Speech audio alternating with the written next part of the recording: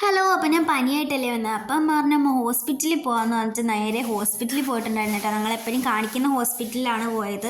അപ്പോൾ അവിടെ നിന്ന് പറഞ്ഞു നല്ല റെസ്റ്റ് വേണം, പിന്നെ ഫ്രൂട്ട്സും ജ്യൂസൊക്കെ കഴിക്കണമെന്ന് പറഞ്ഞിട്ട് അമ്മ ഒരു ഫ്രൂട്ട്സ് കടയിൽ കയറി ഫ്രൂട്ട്സും എനിക്ക് ജ്യൂസൊക്കെ മേടിച്ച് തന്നിട്ടുണ്ടായിരുന്നു കേട്ടോ. പിന്നെ കരിക്കൊക്കെ കുടിക്കാൻ പറ്റുന്നുണ്ട്. അങ്ങനെ കരിക്കൊക്കെ മേടിച്ചിട്ട് വന്നിട്ട് പിന്നെ വേണ്ട എൻ്റെ വേലക്കാരൻ ചിക്കുവാണ് കേട്ടോ. ഞാൻ എന്തോ പറഞ്ഞാലും അവൻ അതേ കണക്ക് തന്നെ എടുത്തുകൊണ്ട് തരും. പിന്നെ അത് കഴിഞ്ഞിട്ട് വൈകിട്ടായപ്പോഴത്തേക്ക് അമ്മയും ചിക്കും കൂടെ പുറത്ത് പോയിട്ടുണ്ടായിരുന്നു. അങ്ങനെ കുറച്ച് സാധനങ്ങൾ മേടിച്ചുകൊണ്ട് വന്നിട്ടുണ്ടായിരുന്നു വീട്ടിലേക്ക്. ഓണമൊക്കെ അല്ലേ, അങ്ങനെ അതൊക്കെ എല്ലാവരും കൂടി ഇരുന്ന് കണ്ട് തട്ടി അതേ പാത്രത്തിലേക്ക് ഇടുവാണ് കേട്ടോ. ഓണമാകുമ്പോൾ എല്ലാ വീട്ടിലും ഇങ്ങനെ തന്നെ ആയിരിക്കും അല്ലേ. എല്ലാ സാധനവും മേടിച്ച് എല്ലാ പാത്രമൊക്കെ കഴുകി ഉണക്കി എല്ലാ സാധനവും മേടിച്ച് അതേ പാത്രത്തിലേക്ക് ഇടുകയൊക്കെ എല്ലാ വീട്ടിലും ഇങ്ങനെയൊക്കെ തന്നെ ആയിരിക്കും അല്ലേ.